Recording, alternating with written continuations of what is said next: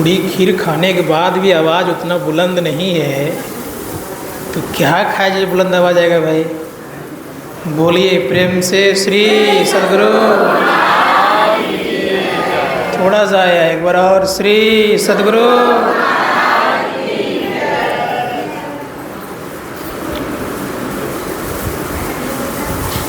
ब्रह्मानंदं परम सुखदं केवलं ज्ञानमूर्तिं द्वन्द्वातीतं गगनसदृशं तत्त्वमस्यादिलक्षणम्।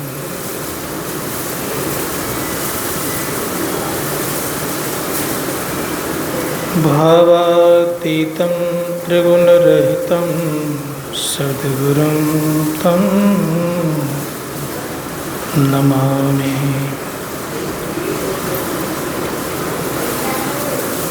मंगलमूर्ति सद्गुरु मिलवै सर्वाधारु। मंगलमय मंगल करन मिलवा बारंबार। धन्य धन्य सतगुरु सुखदा महिमा कही न जाए। जो कछु कहूँ तुम्हारी कृपा मोते कछु न वसाए। एक बार बुलंद आवाज से जयकार करें। बोलिए प्रेम से श्री सद्गुरु।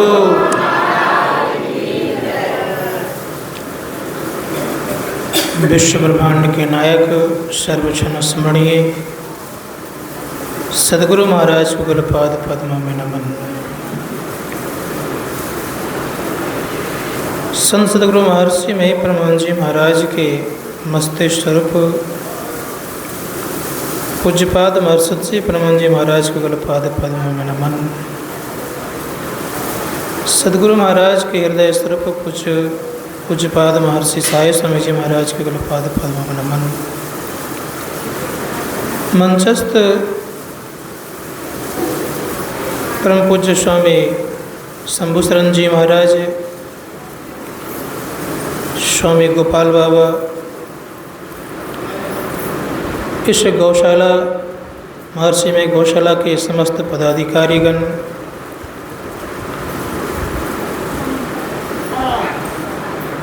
साथ ही साथ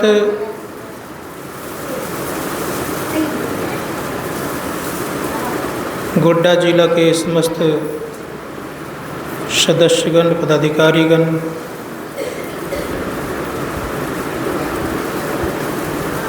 समवेत समादरणीय सज्जन वृंद, आदरणीय माताओं तथा भक्तिमती बहनों,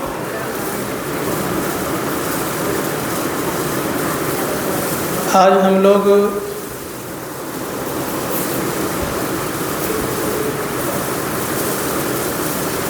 सत्संग को सुनकर के यहाँ तक हम लोग आए हैं।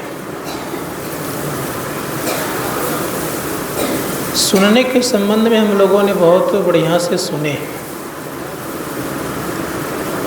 सुनने से क्या क्या लाभ होता है। भगवान बुद्ध के समय की बात है।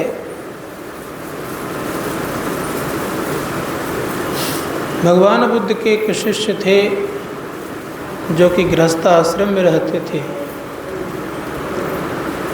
उनका नाम अनाथ पिंडक था। नाम तो सुने ही आप लोगों ने। जिन्होंने भगवान बुद्ध के लिए विहार करने के लिए उन्होंने राजा प्रसेनजीत से भूमि मांगा और उन्होंने देने से इनकार किया। फिर उनके एक मित्र थे, उनसे कहा, जो अनाथ पिंडक के मित्र थे, वह मित्र प्रसेनजीत का भी था। उनसे जब बात रखी गई तो मन तो देने को नहीं था, लेकिन बेमन से कहता है कि अगर हमारी भूमि लेना है तो उन्हें कहिए कि जहाँ तक सोने की मोहरें बिछा देंगे वहाँ तक उनकी भूमि हो जाएगी, लेकिन एक शर्त है कि तिल मात्र भी कहीं खाली नहीं होनी चाहिए। अनाथ पिंडक को कहा, अनाथ पिंडक ने लगाया और लगभग 30 एकड़ की लगभग भूमि थी, बिछाना प्रारंभ किया। 3/4 जब बिछा दिए तो सिपाही कहते हैं कि राजन 3/4 भूमि पर सोने की मोहरें बिछा दी गई है। प्रसन्नजीत सोचते हैं क्या खासियत है भगवान बुद्ध में जो इतना धन उनके पीछे खर्च कर रहे हैं। जब स्वयं देखने के लिए आए तो कहा कि अब जो बची हुई भूमि है वो मैंने यूं ही दिया, और भगवान बुद्ध के लिए विहार बना, चेतवन विहार बना हुआ है। भगवान बुद्ध वहाँ चौमासा करते थे प्रत्येक वर्ष। उन्हीं का एक पुत्र था अनाथ पिंडक का, उसका नाम था कल।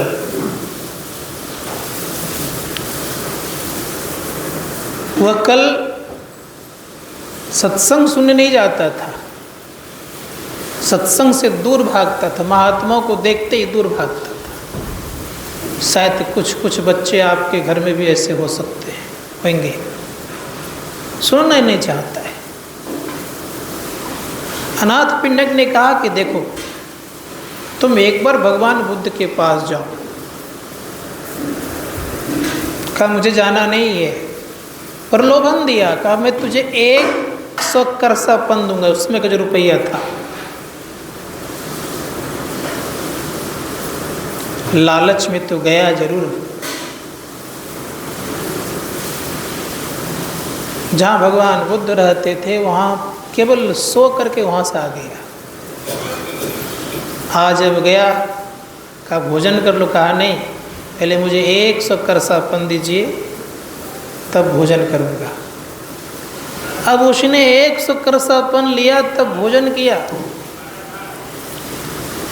अनाथ पिंडक सोचते हैं गया तो जरूर, पैसे के लालच में ही गया, लेकिन गया तो जरूर। आज फिर कुछ प्रलोभन देता हूँ। आज प्रलोभन दिया, कहा तुझे 1000 करसापन दूंगा। लेकिन भगवान बुद्ध के समीप बैठना और उनसे कुछ सुनना है, सुन करके कुछ सीख करके वहाँ से आना है। तुझे 1000 करसापन दूंगा। इस लालच में गए। आप लोग ऐसे अपने बच्चों को नहीं लाते हैं, लाते हैं? कभी प्रलोभन दे करके नहीं लाते हैं, लाना चाहिए, नहीं आने वाला हो तो। गया वहाँ भगवान बुद्ध के समीप में बैठा। जो ही बैठा, बैठते ही मन बदला। रात्रि व्यतीत वहीं पर उन्होंने किया, रात को भी नहीं आए। दिन में आग्रह करते हैं कि मेरे घर आपका पदार्पण हो। भगवान बुद्ध को लेकर के अपने घर आए, संग में बैठ करके भोजन किया। और जब भोजन संग बैठ करके किया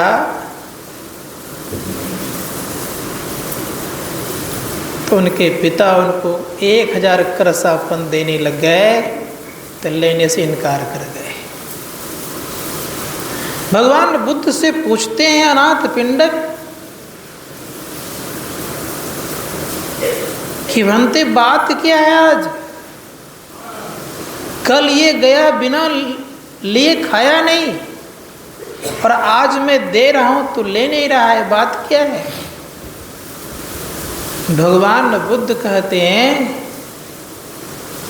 कि देवलोक और ब्रह्मलोक की जो संपदा है, कल इसको उतने देर के संग से प्राप्त हो गया अब इसको संसार का करसापन की आवश्यकता नहीं है, वो संपत्ति मिल गई जिस संपत्ति के बाद और संपत्ति की जरूरत नहीं पड़ती है। गोस्वामी जी महाराज का तो जो मन लगा करके सुनते हैं क्या होता है, का सुनी समझई जन मुदित मन। सुनने के बाद समझना चाहिए।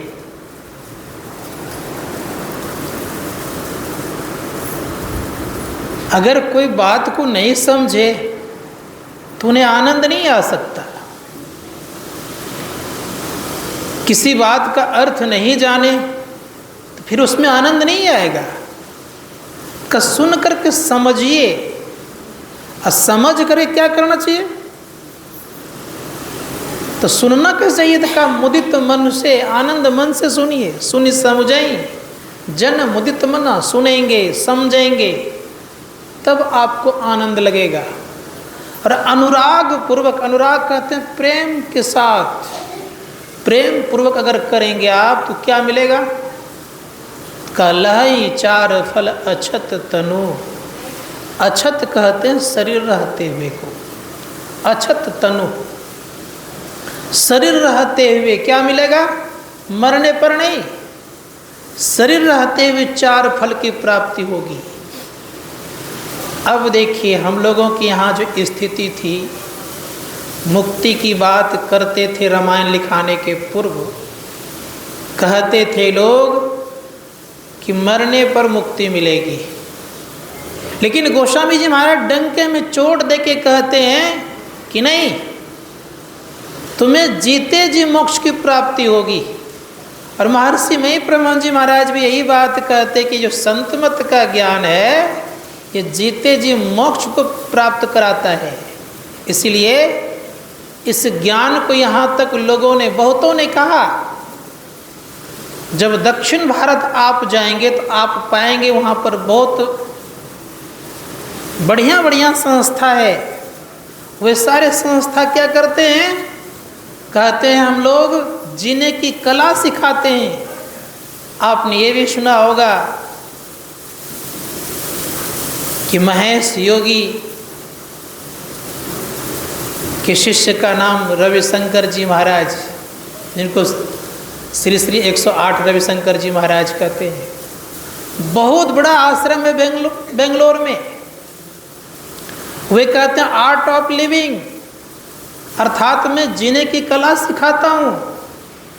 लेकिन गुरु महाराज का कला कैसी है, गुरु महाराज कहते हैं आर्ट ऑफ डाइनिंग, अर्थात मरने की कला सिखाता हूँ। जीने की कला तो सबको सिखा सकते हैं, लेकिन मरने की कला तो कोई पूर्ण सच्चे संत सदगुरु ही सिखा सकते, दूसरे और कोई नहीं। इसलिए गोस्वामी जी महाराज कहते हैं कि सुनो, जीवन में तुम्हें जीते जी क्या मिलेगा, मोक्ष मिलेगा। संत महात्मा ने कहा किस कारण से, हम मनोयोग पूर्वक सुनेंगे समझेंगे अनुराग पूर्वक करेंगे तो मोक्ष की प्राप्ति संभव है। मोक्ष किसको कहते हैं, मुच धातु में कितने प्रत्यय लगता है जिसका अर्थ होता है छुटकारा।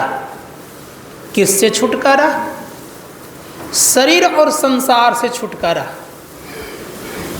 शरीर कितने, संत महात्मा गण कहते शरीर है 5, पांचवा शरीर स्वयं आप हैं, 4 शरीर आपका जड़ है।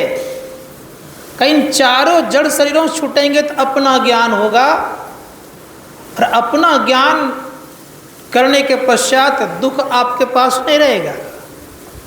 दूसरों के ज्ञान में दुख होता है, अपने ज्ञान में दुख होता नहीं है।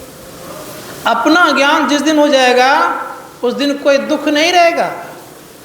उस दिन आपकी ऊंचाई कैसी होगी, ऋषि मुनिगणों ने कहा है कि आपकी ऊंचाई ये हो गई कि आप साक्षात सच्चिदानंद ब्रह्म बन गए। अपना ज्ञान होने पर आप ब्रह्म बनते हैं। अपना ज्ञान होने पर आप शब्द ब्रह्म बन जाते हैं। अपना ज्ञान होने पर आवागमन मिटाते हैं, अपना ज्ञान होने पर दुखों से मुक्त होते हैं, अपना ज्ञान होने पर जब आप किन्हीं को कुछ सुनाते हैं तो साक्षात ब्रह्म बोलते हैं। ये स्थिति होती है।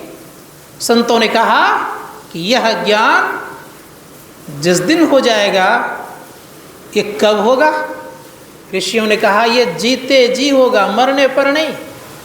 अब हु मिला सो तब हु मिलेगा, यही जन्म का लाभ का जो अभी मिला है, जीते जी जो मिला है, वही मरने के बाद में मिलता है।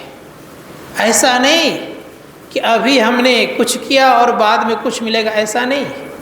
जैसे अभी हम लोगों ने भोजन किए होंगे खीर पूड़ी, तो ढकार किसका आएगा भाई? किसका ढकार रहेगा? चावल दाल का नहीं ना। ठीक उसी प्रकार से याद रखिएगा, अब हो मिला सो तब हो मिलेगा, जो अभी मिला है उसे बाद में मिलेगा। इसलिए प्रयास करना चाहिए कि हमें सत्संग करना चाहिए, संतों के वचनों को सुनना चाहिए। सुनेंगे तो क्या क्या लाभ होगा? गोस्वामी जी महाराज ने तो कहा कि 4 फल की प्राप्ति, ये कितना देर सुनने से मिलेगा? धर्मशास्त्रकार कहते हैं नारद जी ने उपदेश किया है। नारद जी गए हैं राजऋषि अम्बरीश के यहाँ। जब उनके यहाँ गए हैं तो अम्बरीश पूछते हैं कि मेरे पास वक्त नहीं है। प्राय लोगों के पास वक्त नहीं हुआ करता है। भगवान श्री कृष्ण ने भी कहा, जब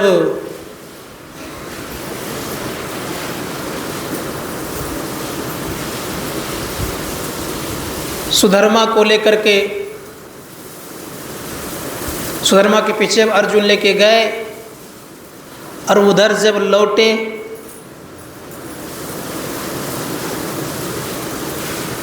सिंधु नरेश को वध करना था। अगर वध नहीं होता तो प्रतिज्ञा थी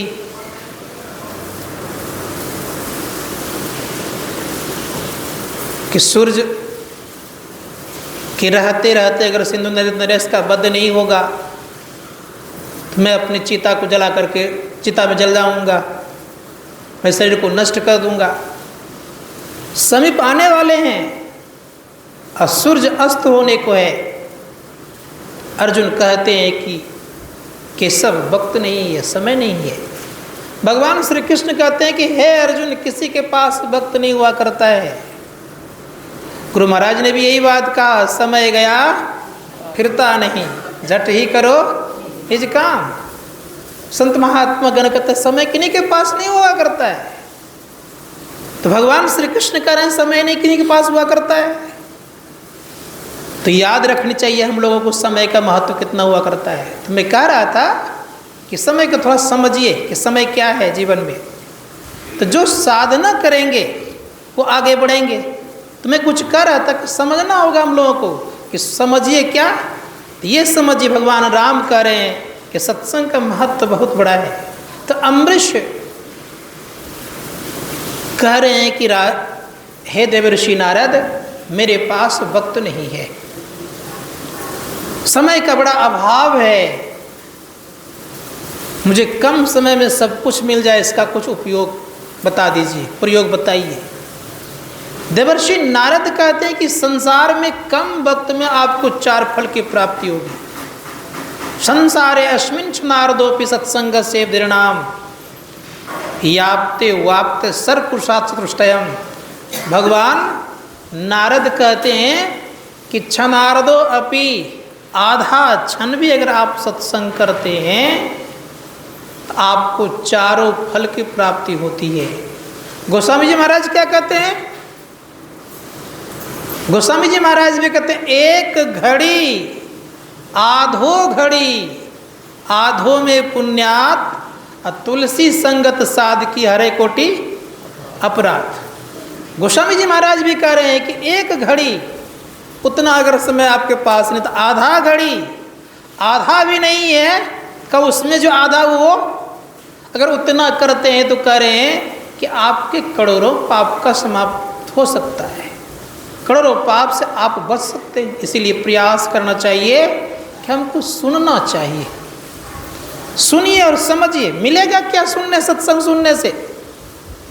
गोस्वामी जी महाराज को सब कोई जानते। गोस्वामी जी महाराज की हालत कैसी थी, जहाँ जब चित्रकूट से आ गए बनारस,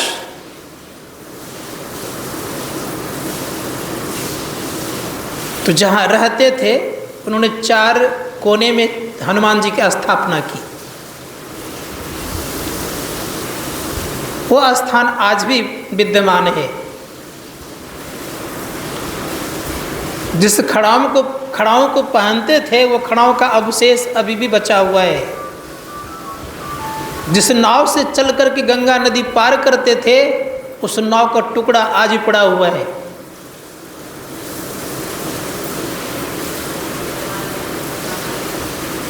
तो गोस्वामी जी महाराज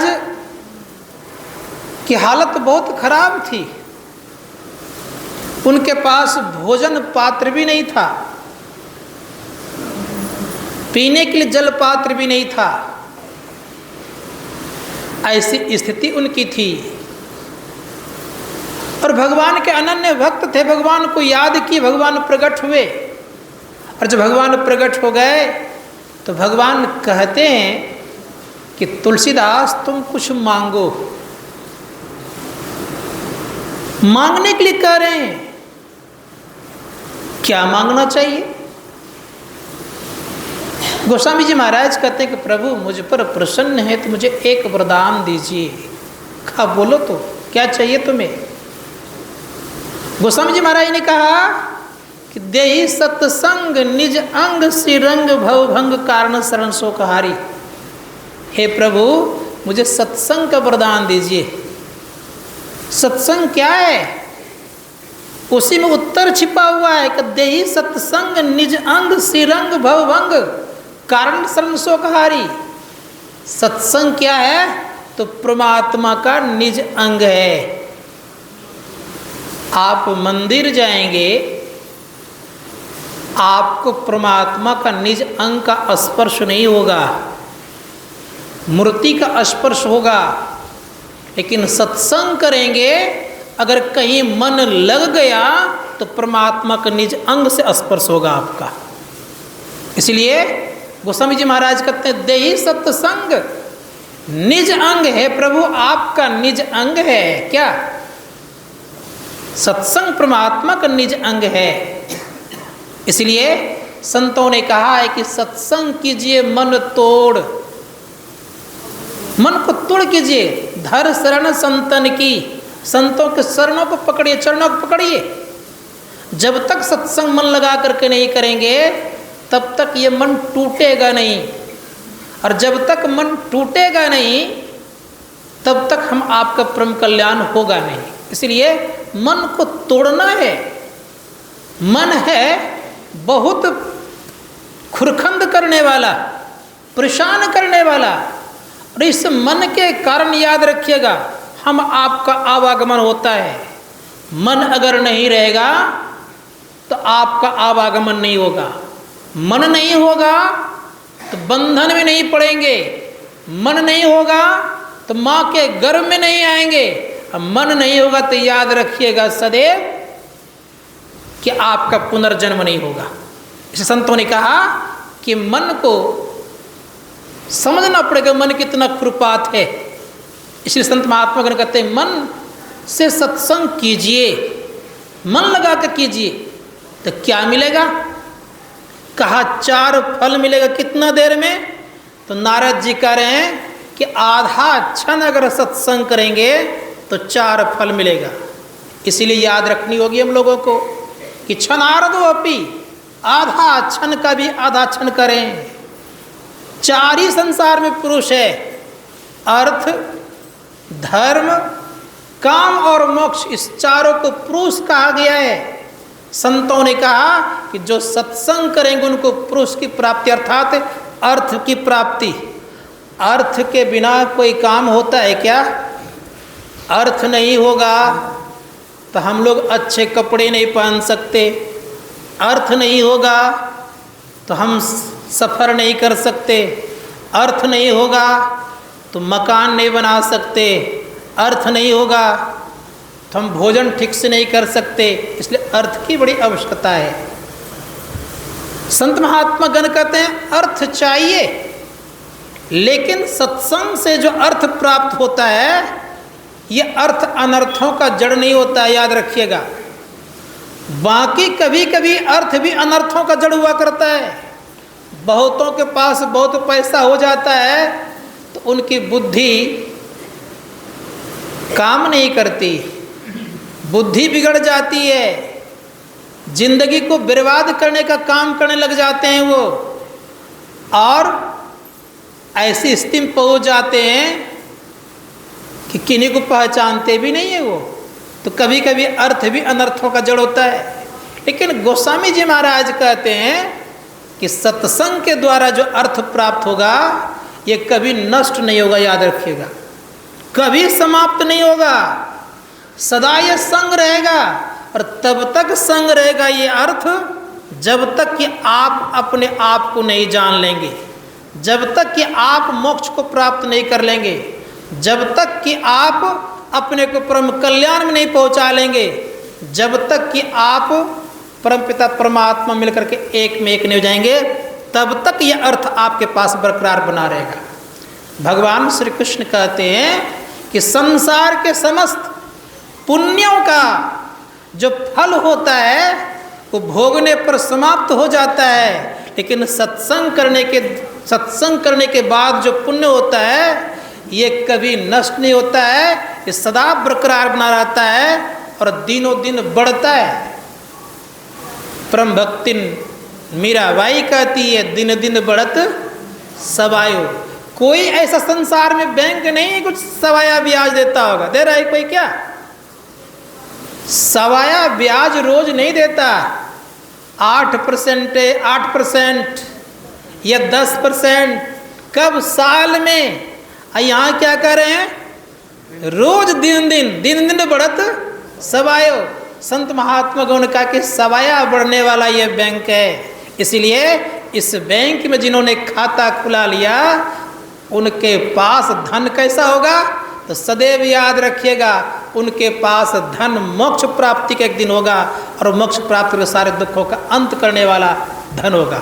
संतों ने कहा कि यह धन प्राप्त होता है कहाँ से? तो सत्संग से। गोस्वामी जी महाराज का तो सुनो भाई क्या क्या मिलता है। गोस्वामी जी महाराज ने कहा कि सबसे पहली बात तो ये है कि आपके जीवन में अच्छी बुद्धि आएगी। किसके द्वारा? सत्संग के द्वारा। दूसरी बात कह रहे हैं गोस्वामी जी महाराज, आपका संसार में यश फैलेगा। आप देखते होंगे कि नाम अपना करने के लिए क्या नहीं करते हैं लोग अपना प्रचार भी कराते हैं खूब कस करके। लेकिन संत महात्मा और गोस्वामी जी महाराज कर सत्संग करोगे ना, आपका अपने आप नाम फैल जाएगा, आपको अपने आप लोग जानने लग जाएंगे। क्यों जानने लग जाएंगे? भगवान बुद्ध से उनके शिष्यों ने पूछा, कहा भगवान मुझे एक बात बताएंगे, संसार में कौन सी खुशबू है जो कि हवा के प्रतिकूल दिशा की तरफ चलती है? भगवान बुद्ध ने कहा कि साधना की जो खुशबू है हवा के प्रतिकूल दिशा की तरफ चलती है, बाकी खुशबू हवा के अनुकूल दिशा की तरफ चलती है। तो अब आप विचार कर सकते हैं, जहां रवि नहीं जा सकता, संतों ने कहा है वहाँ सत्संगी का ज्ञान चला जाता है। इसलिए संत महात्मा गण कहते हैं आपके संसार में यश फैलेंगे, कीर्तिवान आप होंगे, आपका जय जयकार होगा। और ये प्रत्येक मानव चाहते हैं, प्रत्येक व्यक्ति के अंदर में ये भावना रहती है। संतों ने कहा कि सत्संग कीजिए। तीसरी बात है कि आपके जीवन में उत्तम गति होगी। गति दो तरह के, एक अवगति और दूसरी सदगति। एक अवगति दूसरा सदगति। संतों ने कहा कि आपके जीवन में सदगति होगी। कैसे को सदगति कहते हैं? ऋषि मुनिगण कहते सदगति कहते हैं जिसके जीवन में दुख नहीं होता है, मरने पर वो नरक नहीं जाते, मरने के समय वो चिल्लाते नहीं कि हाय दुख हाय दुख, स्वहर्ष पूर्वक वो बेचारे शरीर का परित्याग करने की क्षमता रखते और साथ ही साथ बड़े आनंद से वह घर भी सवार करके वहाँ पहुँच जाते हैं। जैसे एक बार 4 मुर्दा बहते हुए जा रहा था। एक मुर्दा पेट पर हाथ रख करके जा रहा था, एक मुर्दा माथे पे हाथ दे करके जा रहा था और तीसरा मुर्दा हाथ पकड़ करके जा रहा था और चौथे मुर्दे का जो एक्शन था वो मौज पर था, चारों बह रहा था। एक तांत्रिक ने देखा, उसने इस एक्शन को देख करके अपने तंत्र विद्या से उसको अपने समीप मिलाया, उसमें प्राण फूका उन्होंने। प्राण फूकने के बाद चारों से पूछा कि तुम चारों का अलग अलग एक्शन क्यों है, क्या कारण है? तो अपनी अपनी बात कहने लग गए।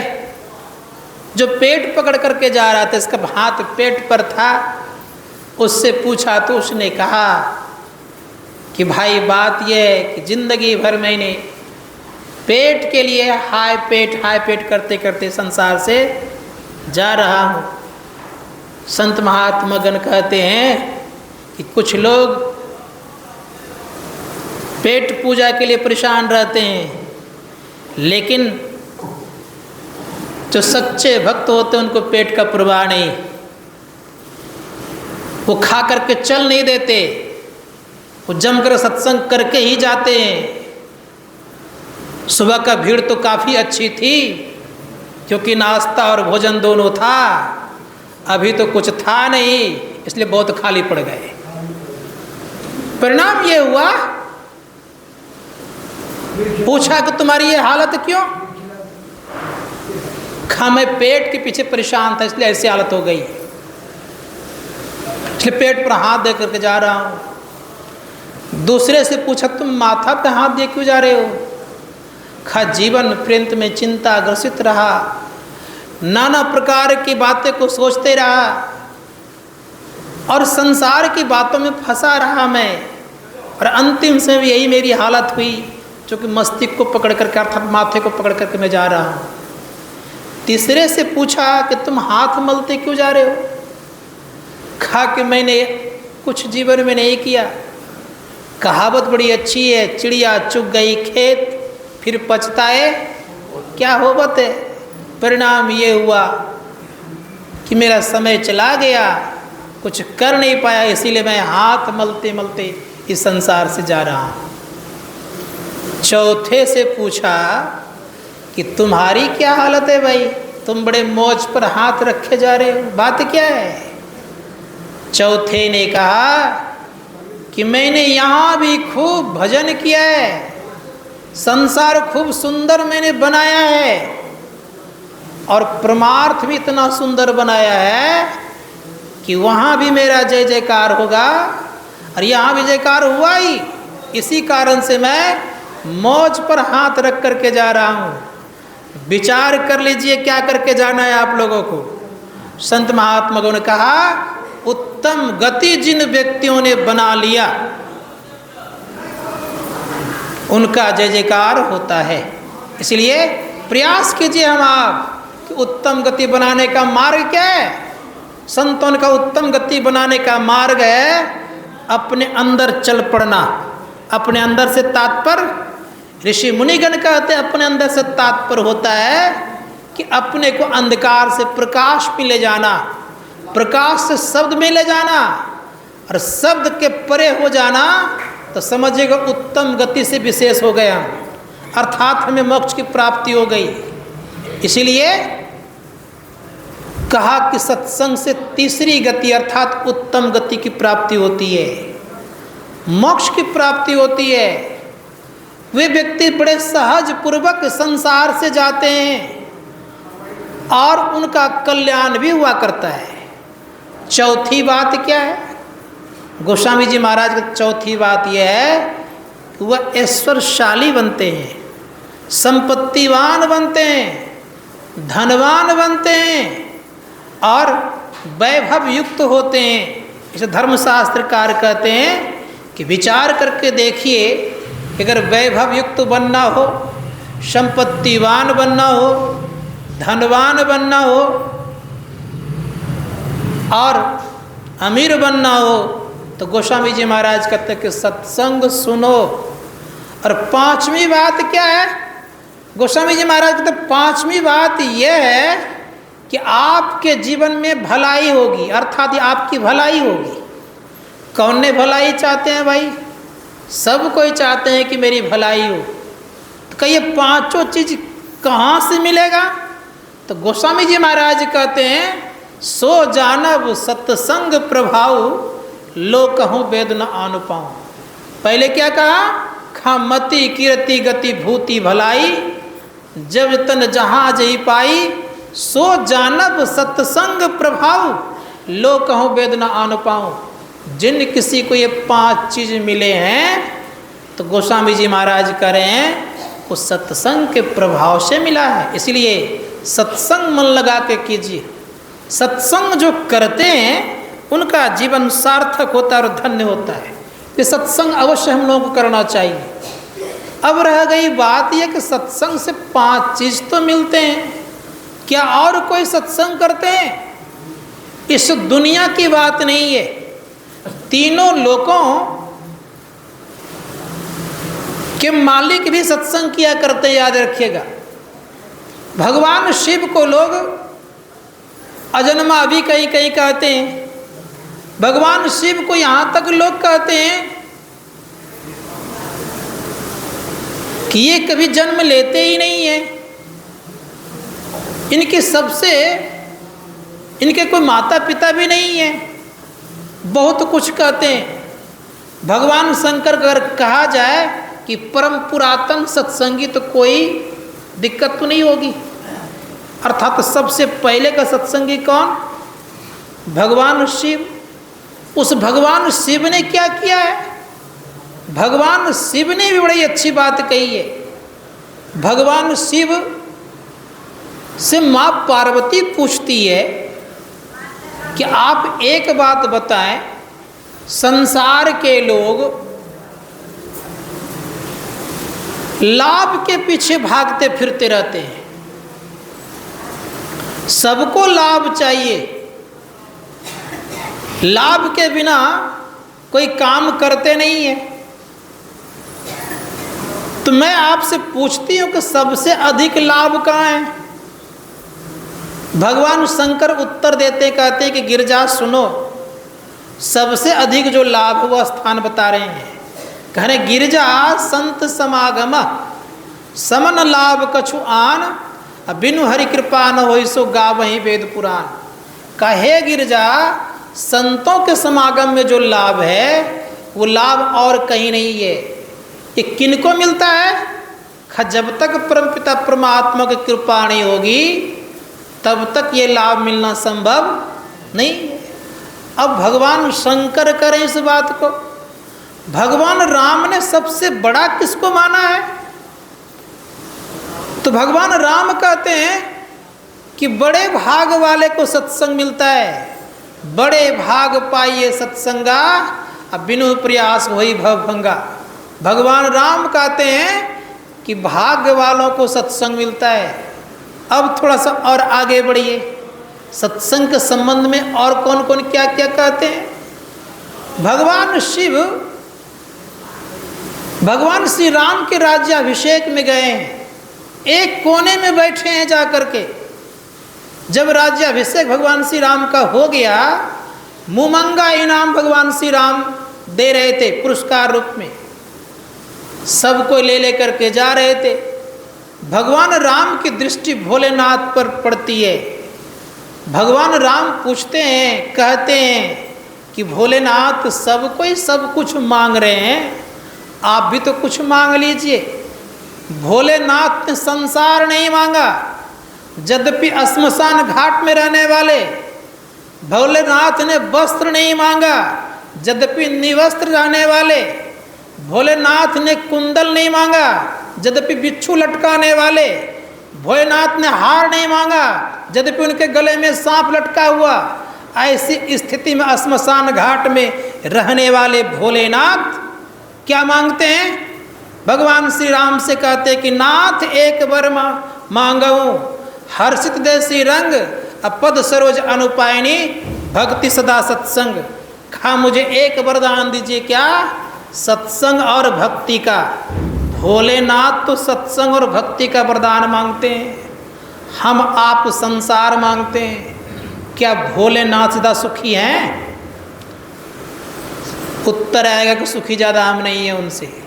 जो सत्संग और भक्ति को मांगा वो सबसे ज़्यादा सुखी, और जो संसार को मांगा वो सुखी है कि दुखी है? क्या है? संतों ने कहा कि विचार करके देखिए, जिन्होंने परमात्मा को समर्पित किया वो सबसे ज़्यादा सुखी, और जिन्होंने संसार को समर्पित किया वो सबसे ज़्यादा दुखी।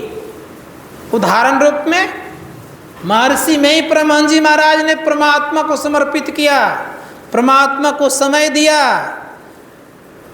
तो याद कर लीजिए कि जब इनके मुंह में खेखार आता था तो लोग हाथ लगा देते थे। आपने अपने बच्चों को बहुत कुछ दिया, यहाँ तक पढ़ा लिखा करके डॉक्टर इंजीनियर बना दिया। यद्यपि आपके गले में खेखार आएगा, हाथ तो नहीं लगाएगा, शायद हो सकता है कि आपके अंतिम समय भी आपका दर्शन करने को नहीं सौभाग्य प्राप्त होगा कि नहीं होगा, कहना मुश्किल है। इसलिए संत महात्मा गण कहते हैं कि अगर आपने समय परमात्मा को दिए होते तो कष्टों से मुक्त हो गए होते, और संसार को समय दिए तो कष्ट में ही पड़े रहते हैं। इसलिए संतों ने कहा कोशिश कीजिए कि हम परमात्मा को समय दें। परमात्मा का समय का मुख्य जरिया सत्संग है, इसलिए सत्संग कीजिए। तो भोलेनाथ कहते हैं कि मुझे कौन सा वरदान दीजिए? सत्संग और भक्ति का। भोलेनाथ सत्संग और भक्ति का वरदान मांगते हैं, हम लोग क्या मांग रहे हैं? इसलिए विचारना होगा। रोज तो कहते हैं हम लोग प्रेम भक्ति गुरु दीजिए, प्रेम का अभाव है तभी तो मांग रहे हैं। प्रेम जिस दिन हो जाएगा तो मांगने की जरूरत नहीं पड़ेगी। संतों ने कहा कि कोशिश कीजिए कि हम सत्संग करें। अब रह गई बात भगवान शिव, तो बड़े सुंदर ढंग से भक्ति और सत्संग का वरदान मांग करके भगवान राम से छुड़ा करके चले गए, अर्थात अपने जगह पर चले गए। लेकिन थोड़ा और विचार करना चाहिए कि सत्संग का महत्व क्या है, हम लोगों को पता होनी चाहिए। जो सत्संगी होते हैं ना, बड़े ही कर्मठ हुआ करते हैं। सत्संग के जरिए से ही भगवान राम का दर्शन गोस्वामी जी महाराज ने किया। सत्संग के द्वारा ही हनुमान जी का दर्शन हुआ गोस्वामी जी महाराज को। तो हनुमान जी बेचारे की स्थिति क्या हुई, ये भी जानना चाहिए हम लोगों को। हनुमान जी प्रत्येक दिन सत्संग करते थे, याद रखिएगा। प्रत्येक दिन सत्संग में जाया करते थे, लेकिन छद्म वेश में जाते थे। एक दिन संजोग से तुलसीदास जी महाराज को प्रेत ने दर्शन दिया। प्रेत ने कहा कि कुछ तुम वरदान मांग लो। तुलसीदास जी महाराज कहते क्या मुझे वरदान तुम दे पाओगे? कहा बोलो तो। कहा मुझे भगवान का दर्शन करा दो। प्रेत ने कहा मैं खुद नहीं किया हूँ, तुझे कहाँ से कराऊंगा? तब तुम क्यों कह रहा था वरदान मांग लो? कहा रुको, तुझे मैं एक युक्ति बताता हूँ। कहा क्या? कहा यहाँ से कुछ दूर पर सत्संग हो रहा है, वहाँ तुम जाओ। सबसे वृद्ध और शरीर में रोग है, कुष्ठ रोग है, पी भी बहता है, वो हनुमान जी है, उनसे मिलो तुम, वे तुझे राम का पता बता देंगे। राम मिलने की इच्छा लेकर के गोस्वामी जी महाराज सबसे पहले गए। सब दिन तो पहले आते थे कौन? हनुमान जी। आज पहले कौन गए हैं? गोस्वामी जी महाराज। वहाँ जा कर के बैठते हैं तो देखते हनुमान जी आ रहे हैं लाठी टेकते टेकते। अब स्थिति ऐसी हो गई, सत्संग प्रारंभ हुआ और सुनने के बाद जब सत्संग समापन की तरफ स्थिति बनी तो सब के सब चले गए। और जब सब के सब चले गए तो ये दो व्यक्ति ठहर गए। कौन कौन? गोस्वामी जी महाराज और हनुमान जी। अब हनुमान जी कहते हैं बच्चा तुम जाओ, क्यों पड़े हुए हो? अब दोनों में बातचीत चलने लग गई। कहा कि आप क्यों नहीं जा रहे हैं? खैर मैं बूढ़ा आदमी हूँ, धीरे धीरे चलता हूँ, मैं पीछे जाऊंगा, तुम तो पहले जाओ। गोस्वामी जी महाराज को तो बताया था प्रेत ने कि हनुमान जी है। उनके चरण पकड़ ले कहा मुझे भगवान का दर्शन करा दीजिए। वो वेशधारी हनुमान जी कहते हैं कि मैंने तो भगवान का दर्शन कहीं किया ही नहीं, तुमको कहाँ से कराऊंगा? देख नहीं रहो कि मेरे शरीर में रोग है, बदबू आ रही है, पीड़ा है। गोस्वामी जी महाराज को तो पढ़ा करके भेजा ही था। कहा कि भाई, उन्होंने कहा कि महाराज क्यों ऐसा कह रहे हैं कि मैं तो बूढ़ा हूँ, रोगी हूँ, शरीर से पी बहता है, ऐसा क्यों बोल रहे हैं आप? अपने वेश में तो एक बार आ जाइए। कहा मेरा कौन वेश? देख तो बूढ़ा वाला वेश है। जैसे कहा मेरा कौन वेश बूढ़ा वाला है? तो गोस्वामी जी महाराज कहते हैं कि अगर कहिए तो मैं आपकी पोल पट्टी खोल दूँ। कहा क्या पोल पट्टी है भाई? कब पोल पट्टी ये है कि आप हैं भगवान श्री राम के अनन्य भक्त हनुमान जी। कहिए तो मैं हल्ला करूं? जैसे कहा कि हल्ला करूं तो हनुमान जी कहते चुप चुप, अब हल्ला नहीं करना, बात क्या बताओ? कब बात ये है कि मुझे भगवान राम का दर्शन करना है। कब भगवान राम का दर्शन करना है? ठीक है, तुम जहाँ रहते उस समय रहते थे चित्रकूट घाट पर। कब भगवान राम आएंगे तुझे मैं संकेत कर दूंगा। तो एक दिन तो घोड़े पर सवार होकर के आए तो चुक गए। दूसरे दिन जब आए तो कहा आज नहीं चुक जाए। तो क्या क्या तोते का रूप धारण किया हनुमान जी ने और एक वृक्ष पर बैठ के कहते हैं चित्रकूट की घाट पर भई संतन की भीड़, तुलसीदास चंदन खिसे तिलक लेत रघुवीर। जैसे तिलक दे रहे थे हनुमान जी के कहने पर, जब जैसे तिलक दे रहे थे गोस्वामी जी महाराज भगवान श्री राम को, पूर्ण प्रकाश जब देखा तो मूर्छित हो गए। लेकिन याद रखिएगा दर्शन तो हो गया, लेकिन भीतर से जो मन प्रसन्न होना चाहिए वो नहीं हुआ। क्यों नहीं हुआ? कि बाह्य दर्शन से, सगुण साकार के दर्शन से भीतर की ग्रंथि खुलती नहीं है। याद रखिएगा, संत महात्मागण कहते हैं कि जब तक भीतर की ग्रंथि नहीं खुलेगी तब तक हम आपका परम कल्याण की संभावना नहीं है। इसलिए प्रयास कीजिएगा कि भीतर ग्रंथि कैसे खुलेगी। गोस्वामी जी महाराज कहते हैं कि सुनिए, हम आपके जीवन में मोक्ष की कमी नहीं है, बहुत प्रकार का मोक्ष है। कितने प्रकार का मोक्ष है? भगवान श्री राम ने 4 प्रकार का मोक्ष का वर्णन तो किया ही है, लेकिन एक मोक्ष और किया, इसको कैवल्य मोक्ष कहते हैं। कैवल्य मोक्ष के विषय में बहुत बड़े बड़े फिलॉसफर और दार्शनिक ने और संतों ने बहुत कुछ कहा है। उतना कहने का वक्त तो नहीं है, कितना अवश्य कहूँगा कि हम लोग को ख्याल करना चाहिए। 4 प्रकार का मोक्ष है। गोस्वामी जी महाराज कहते हैं कि सुनिए, 4 प्रकार के मोक्ष में कौन कौन का? सालोक, सामीप, सायुज और सारूप। ये 4 प्रकार की मुक्ति हुआ करते हैं, याद रखिएगा। कई 4 प्रकार के मुक्तियों में स्थिति क्या है, कहाँ से मिलता है? जब भगवान श्री राम सुग्रीव से मैत्री किए। मैत्री करने के पश्चात हनुमान जी कहा कि सीता की खोज किया जाए, पता लगाया जाए। सीता के खोज हेतु लंका जाने के लिए प्लान बनाए। तो जाएंगे कैसे? लंका के मुख्य द्वार पर लंकेशनी रहती थी। विकराल शरीर था, विराट रूप था उसका।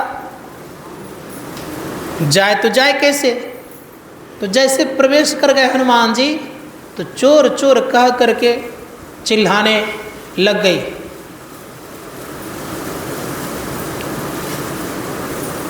उस पार में रुकते हैं हनुमान जी, कहते मैं चोर नहीं हूँ, मैं रामदूत हनुमान हूँ।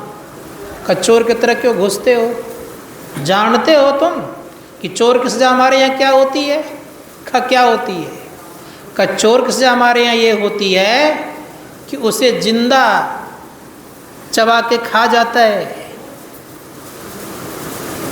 हनुमान जी बड़े शक्तिशाली हैं, जान रहे हैं, अतुलित बलधामा। कहा कि चोर की सजा ये होती है तुम्हारे यहाँ, जिंदा खा जाते हैं। कहाँ का इस राज्य का राजा जो है सबसे पहला चोर तो ही है। उसने किसको चुरा के लाया है? सीता को हर के लाया है। उस समय तुझे खाने की भूख नहीं थी। जैसे इस शब्द का प्रयोग किया हनुमान जी ने, लंकेश ने कहती वो तो राजा है, उसको कैसे खाओगी? तब तुम लोगों की बातों की कोई बात की वैल्यू अर्थात बात तुम्हारे बदलते रहते हैं। निशाचरों की बात सदैव बदलती रहती है, लेकिन जो सत्संगी होते, जो सत्य धर्मा व्यक्ति होते हैं, उनके बात बदलते नहीं है, वो एक तरह के रहते हैं। इसलिए हनुमान जी कहते हैं कि मैं प्रवेश तो किया हूँ, कहना क्या चाहती हो? मैं जाने नहीं दूंगी। हनुमान जी ने क्या किया? एक मुष्टिका कस के लगा दी, लुगड़ गई धरती पर, खून बमन करने लग गई। और जब अपने आप को संभालती है तो हाथ जोड़ कहती कि तात स्वर्ग अपवर्ग सुख, धरिए तुला एक अंग, तुलनताई सकल मिली जौ सुख लब सत्संग। गोस्वामी जी महाराज कह रहे हैं क्या? सुनिए, गोस्वामी जी महाराज कहते हैं कि सातों स्वर्ग और मोक्ष का सुख एक पलड़े पर रख दिया जाए, पल भर सत्संग का जो सुख एक पलड़े पर रख दिया जाए, फिर भी पल भर का सत्संग का जो फल है ये पलड़ा भारी रहेगा और वो हल्का हो जाएगा। इस पर प्रसंग नहीं कहने जा रहा हूं क्योंकि समय लग जाएगा, लेकिन इतना हम आप अवश्य जाने कि जिस मोक्ष की प्राप्ति के लिए हम लोग ध्यान सत्संग करते हैं, और वहां पर गोस्वामी जी महाराज कह रहे हैं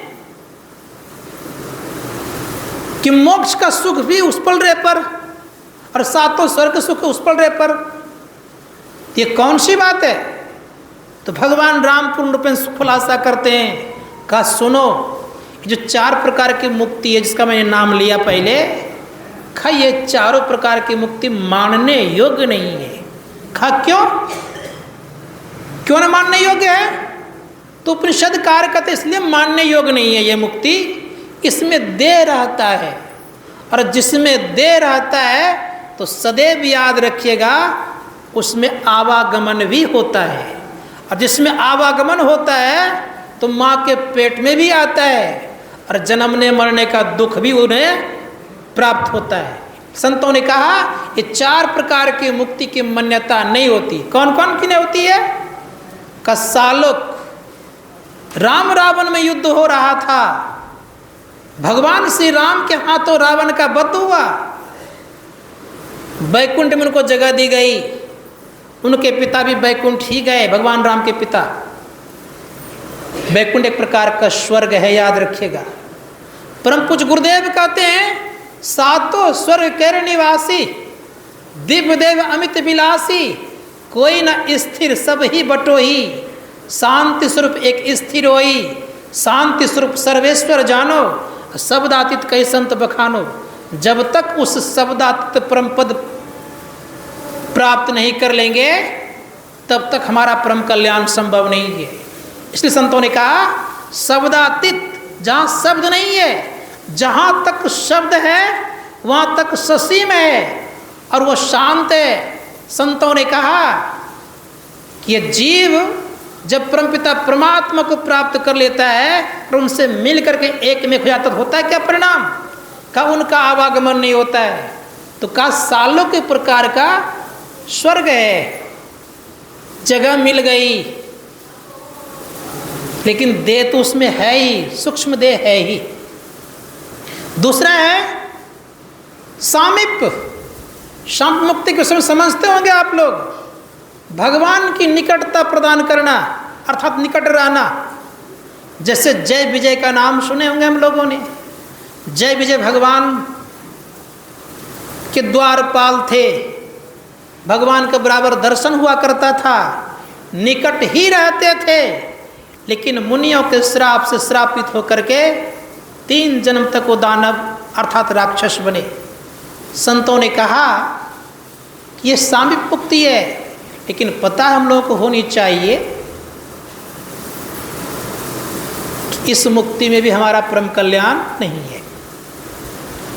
तीसरी मुक्ति है सारूप मुक्ति।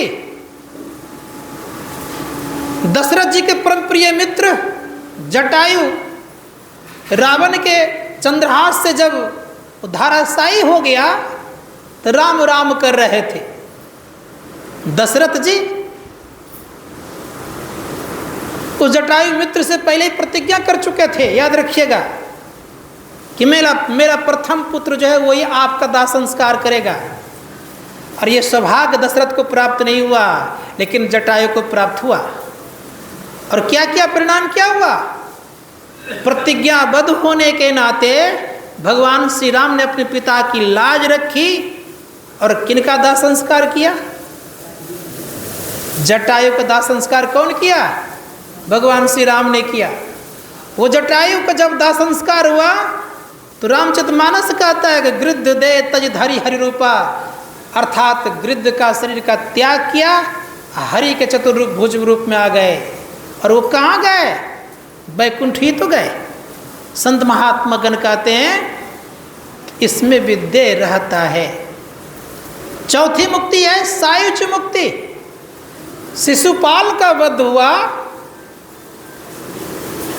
उनकी ज्योति भगवान श्री कृष्ण के चरणों में समा गई। कुंभकर्ण का वध हुआ, उनकी ज्योति भगवान श्री राम के चरणों में समा गई। इस समा जाना ये सायुज्य मुक्ति है। संत महात्मा गण कहते हैं कि इसमें देह रहता है, और जब देह रहता है तो धर्मशास्त्र कार्य का तो उन्हें मुक्ति की प्राप्ति नहीं हुई, अर्थात आवागमन लगा रहा। याद रखिएगा, इसे जिसमें आवागमन रहता है वो दुखों छुटकारा वाला होता नहीं है। कि शास्त्रकार कहते हैं किसी भी मुक्ति में छुटकारा पूरा पूरा नहीं है, लेकिन एक मुक्ति है, उसका नाम है कैवल्य मुक्ति। वो मुक्ति कैसे प्राप्त होती है? धर्मशास्त्रकार कहते हैं और आपका धर्म ग्रंथ कहता है कि वह मुक्ति प्राप्त होती है साधना के द्वारा। साधना करेंगे और परमात्मा की तरफ आप चलेंगे। चलेंगे तो कहाँ से प्रारंभ करेंगे? ऋषि मुनिगण कहते हैं कि चलने की जो स्थिति है तो साधक चलता है कहाँ से? जहाँ से बैठे वहाँ से। कहाँ हम लोग बैठे हैं संसार में भाई? इस शरीर में कहाँ है? संत कबीर साहब कहते इस तन में मन कहाँ वसे, निकस जाए कहीं ठौर, गुरुगम है तो परख ले ना तो कर गुरु और, कन्नयनो माई मन बसे। हम लोग दोनों नयन के बीच में। उपनिषदकार कहते हैं बिंदु मध्य जीवात्मा सूक्ष्म रूपेण वर्तते। बिंदु के मध्य में हम आप हैं। तो विचारना होगा कि अगर बिंदु के मध्य में हम आप हैं तो वहाँ से चलना पड़ेगा। हमारे परम पूज्य गुरुदेव कहते हैं मन तुम बसो तीसरो नैना, महता से चल दीजियो रे। वहाँ चलना पड़ेगा। संतों ने कहा कि आपका चाल चलने का जो तरीका है तीसरे नयन से है।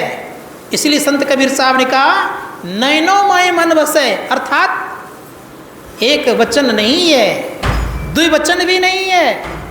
कितने वचन हैं? तो कहा बहुवचन है। संत महात्मा गण कहते बहुवचन का प्रयोग किया गया है। इसलिए प्रयास कीजिएगा कि तीसरे नयन है परमपिता परमात्मा को देखने के लिए तीसरे नयन भी सक्षम नहीं है। माया को देखने के लिए तीसरे नयन सक्षम है। दिव्य दृष्टि से माया का दर्शन होता है, लेकिन आत्म दर्शन अर्थात अपना साक्षात्कार करना, इसके लिए आत्मदृष्टि चाहिए। तो संत महात्मा गण आत्मदृष्टि प्राप्त करने के लिए करना पड़ेगा। क्या करना पड़ेगा? कि जब हम साधना करेंगे, बिंदु ध्यान करेंगे, अपने को प्रकाश में ले जाएंगे, अपने को प्रकाश में ले जाएंगे तो कहाँ तक प्रकाश का? सूक्ष्म मंडल तक प्रकाश है, याद रखिएगा। उसके बाद शब्द की बारी आती है। कहा जहाँ तक प्रकाश है वो सूक्ष्म मंडल है, वहाँ पर त्रिकुटी भी है, वहाँ पर सूर्य का दर्शन भी है। लेकिन दो तरह का हम आपके जीवन में प्रकाश हुआ करता है, एक दिन का प्रकाश और एक रात्रि काल का प्रकाश। जब साधक अपने अंदर में तारे और चंद्रमा देखते हैं, ये रात्रि काल का प्रकाश है, याद रखिएगा। रात्रि काल के प्रकाश में पूरा पूरा ज्ञान होता है क्या? जैसे चंद्रमा की रोशनी में हम सब कुछ समझ पाएंगे क्या? नहीं ना। लेकिन सूर्य के प्रकाश में हम सब कुछ समझ पाएंगे। इसलिए संत कबीर साहब ने कहा त्रिकुटी महल में विद्या सारा, घन हर बाजे सुने नगाड़ा, लाल वरण सूरज उजियारा, छत्र कमल मजार ओंकारा है। संत महात्मा गण कहते हैं जैसे सूर्य के प्रकाश में आप पहुँचेंगे, सारी विद्याएं आपको मिलेगी। महर्षि व्यास अपने शिष्यों के साथ जब जा रहे थे, एक छोटा सा रेंगता हुआ कीड़ा सड़क पार कर रहा था। शिष्यों के पदचाप को सुन करके वो चिल्लाने लग गया, खा बचाओ बचाओ बचाओ। महर्षि व्यास रुक जाते हैं,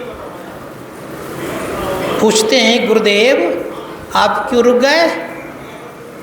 का इसलिए रुक गया हूँ, एक यात्री यात्रा कर रहे हैं, उसको हमारे पदचाप अर्थात पैर के आवाज़ से उसको डर लग गया है, इसीलिए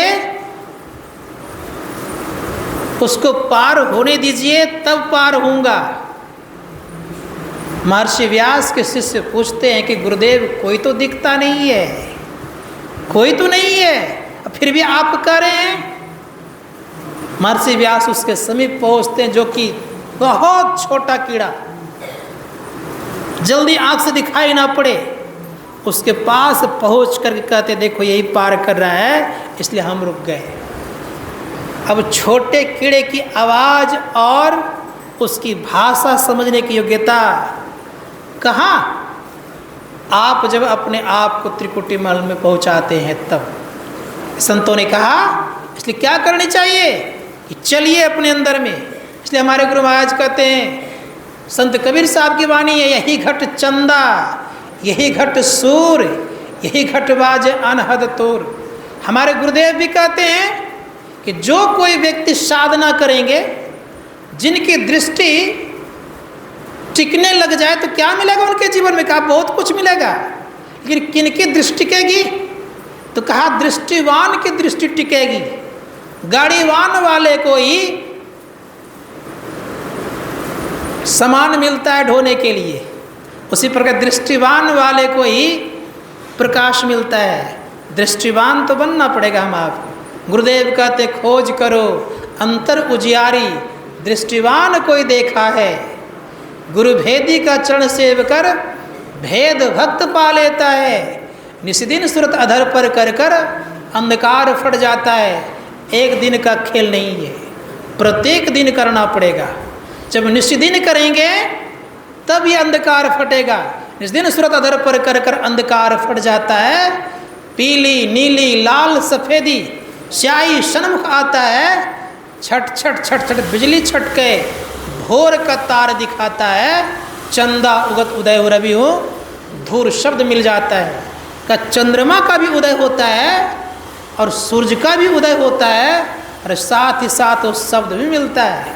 संतों ने कहा कि उस शब्द को जो सुनेंगे तो क्या होगा? का अनहद में धुन सतलौलाए भवजल तरियो यही उपाय। गुरुदेव कहते हैं जो अनहद शब्दों को सुनेगा उन्हीं को एक दिन क्या मिलेगा? तो महर्षि संशयी परम जी महाराज कहते हैं अनहद अनाहत परसावय सतपथ। अनहद क्या करता है? तो अनाहत को दर्शाता है और वो सतपथ तक पहुंचा देता है। इसलिए प्रयास करना चाहिए हम लोगों को जीवन में कि चलना चाहिए भीतर में। तो वो क्या है? संत महात्मा गण कहते हैं वो शब्द को जो सुनेगा तो क्या होगा? धर्मशास्त्रकार कहते हैं कि परमपिता परमात्मा का शब्द तो सुनना पहले दूर है। पहले हम जड़ात्मक मंडल के शब्द को सुनते हैं। जड़ात्मक मंडल मतलब जड़ात्मक मंडल कहाँ तक? का स्थूल को भी जड़ात्मक मंडल ही कहा जाता है, सूक्ष्म मंडल को भी जड़ात्मक मंडल ही कहा जाता है, कारण मंडल को जड़ात्मक मंडल भी कहा जाता है और महाकारण को भी जड़ात्मक मंडल ही कहा जाता है। संतों ने कहा इन चारों मंडलों की आवाज को गुरुदेव बड़े सुंदर शब्द कहते हैं। इन्होंने कहा बजती है 5 नौबतें सुन एक एक को, अब प्रत्येक पे चढ़ जाके निज ना खोजना। प्रत्येक केंद्र पर आवाज होती है। कौन कौन केंद्र है भाई? धर्मशास्त्रकार कहते हैं और परम पूज्य गुरुदेव भी कहते हैं कि स्थूल मंडल का केंद्र कहाँ है जानना चाहिए। स्थूल और सूक्ष्म का बीच जो होता है ये प्रथम केंद्र है, इधर से नीचे से। फिर सूक्ष्म और कारण का बीच दूसरा केंद्र है, कारण और महाकारण का बीच तीसरा केंद्र है और महाकारण और कैवल्य का बीच चौथा केंद्र है और कैवल और परम पद का बीच ये 5वां केंद्र है। संत महात्मा गण कहते हैं 5 केंद्रों से आवाज होती है। लेकिन परम पूज्य गुरुदेव कहते हैं पंचम बजे धुर घर्ष जहाँ आप विराजे गुरु कृपा से में ही तहाँ पहुँची खोजना। ये कब होगा? जब गुरु की कृपा हो जाएगी तब उस परम पिता परमात्मा की आवाज़ सुन लेंगे। तो कहाँ जाएंगे हम? का जहाँ से वो शब्द आता है वहीं हम चले जाएंगे। संत महात्मा गण कहते हैं ऐसी स्थिति प्राप्त जिस दिन कर लेंगे उस दिन आप क्या होंगे? जैसे विद्यार्थी अगर डॉक्टरों की बात को सुनते हैं तो क्या बनता है वो? इंजीनियर की बात सुनते क्या बनता है वो? और उसी प्रकार जीव जब उस परमपिता परमात्मा की आवाज को सुनेगा तो क्या बनेगा वो? क्या बनेगा? संत महात्मा गण कहते हैं वही हो जाएगा। इसलिए गोस्वामी महाराज कहते जानत तुम ही हो जाए। गोस्वामी महाराज कहता आप वही बन जाएंगे।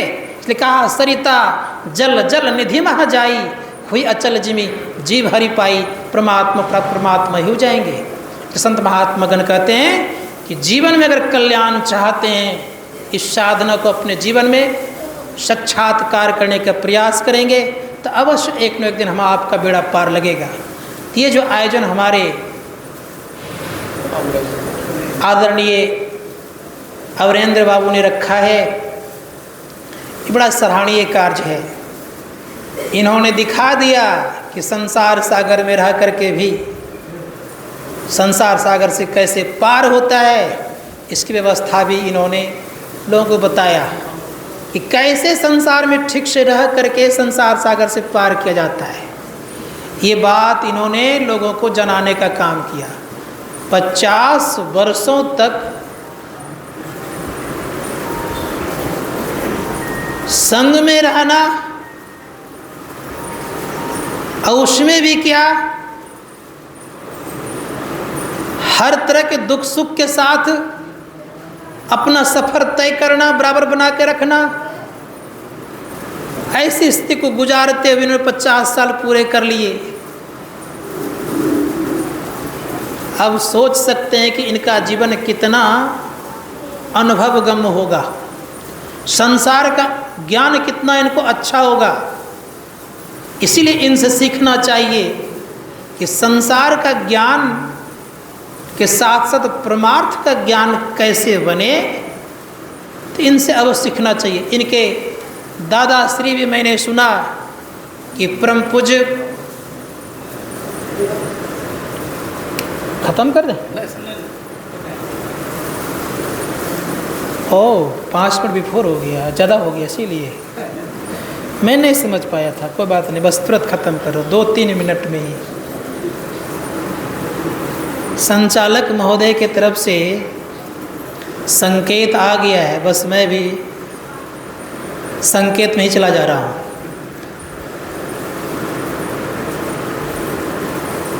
तो मैंने सुना है कि इनके दादा श्री भी परम पूज्य बाबा देवी साहब से दीक्षित थे, और बाबा देवी साहब का एक सूत्र था, वो फॉर्मूला सबको पता होगा। वे कहते थे कि दुनिया वहम है, क्या करो? अभ्यास करो। और एक सूत्र और था कि कब्र में दाखिल और चिता में चढ़ने के पहले मोक्ष को प्राप्त करो। अब जब इनके दादा श्री को ये दोनों सूत्र मालूम ही हो गया था, तो पोता को जरूर होगा, इसमें कोई संदेह नहीं है। इसीलिए संत महात्मागण कहते हैं कि विचार करना होगा कि कहावत बड़ी अच्छी है, सुने होंगे आप लोगों ने, बापम पुत्र प्राप्त घोड़ा नहीं कुछ तो। ये कहावत सुने हैं ना आप लोगों ने कि नहीं सुने? कुछ न कुछ परिवार के अंश आते हैं उनमें, अर्थात अपने माता पिता के गुण, दादा दादी का गुण आते हैं। तो पता चलता यह है कि इन्होंने जो यह सत्य कर्म करके दिखाया कि साधना भी करो और संसार में भी रहो, तो किस तरह से, तो ये उदाहरण बड़ा सुंदर प्रस्तुत इन्होंने किया कि सब काम करो और भगवान का भजन भी करो। संत पलटूदास जी ने कहा, कर से कर्म करो विधि नाना, चित्त राखो जहाँ कृपा निदाना। ये हमारे आदरणीय अवरेंद्र बाबू ने लोगों के समक्ष रखा कि इसी प्रकार से भवसागर संसार से हम पार कर सकते हैं। तो मैं गुरु महाराज से प्रार्थना करता हूँ कि हे परम पूज्य गुरुदेव, सबकी जिंदगी सुखपूर्वक हो, खुशहाल हो, आनंद पूर्वक हो, लेकिन दोनों तरह का आनंद भी हो। संसार में भी सुखपूर्वक लोग रहे, संसार में भी आनंदित होकर के रहे, और परमार्थ में भी ऐसा आनंद प्राप्त करे कि एक न एक दिन उस आनंद को प्राप्त करके फिर कभी हम लोग दुख में नहीं आए। इन्हीं शुभकामनाओं के साथ मैं अमरेंद्र बाबू और उनकी धर्मपत्नी दोनों को बहुत बहुत शुभकामना और धन्यवाद देता हूँ, और गुरु महाराज से प्रार्थना करता हूँ कि आप और ढंग से अच्छे ढंग संसार में जिएं, लंबी आयु प्राप्त करें, ताकि आप दुनिया के एक नमूना बन करके लोगों के सामने प्रस्तुत रहें। इन्हीं शुभकामनाओं के साथ आप लोग बहुत बहुत धन्यवाद और शुभकामना। बोलिए प्रेम से श्री सद्गुरु महाराज की जय। बंदगी सबको। बोलिए प्रेम से श्री सद्गुरु